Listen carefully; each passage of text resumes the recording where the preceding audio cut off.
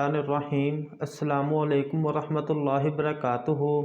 उम्मीद है आप सब दोस्त खैरियत से होंगे। अज़ीज़ दोस्तों, आज का हमारा प्रोग्राम मुंह के छालों के इलाज के मतलब है। आज आपके साथ मुंह के छालों की वजूहात, इसके असबाब और इसका आसान इलाज आपके साथ शेयर करूंगा। इंशाल्लाह ये मसला 2 से 3 दिन के अंदर ही मुकम्मल ठीक हो जाएगा।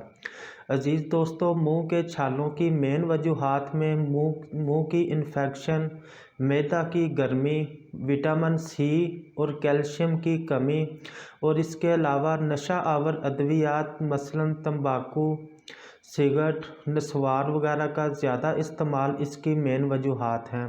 अज़ीज़ दोस्तों, मैं आज आपके साथ इसका बहुत ही आसान इलाज शेयर करूंगा। इंशाल्लाह आपको लंबी चौड़ी दवाइयों की ज़रूरत नहीं पड़ेगी। 2 से 3 दिन के अंदर ही ये मसला मुकम्मल ठीक हो जाएगा। अज़ीज़ दोस्तों, आपने जवारश आमला करशी कंपनी की लेनी है। आधी चम्मच सुबह, आधी चम्मच दोपहर, आधी चम्मच शाम को हर खाने के बाद आधा घंटा बाद इस्तेमाल करें। दोस्तों, इसके अलावा आपने मुरब्बा आमला लेना है किसी पंसारी से।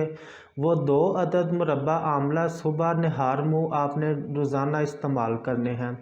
इसके अलावा दोस्तों, मुँह की सेहत का ख़ास ख्याल रखें।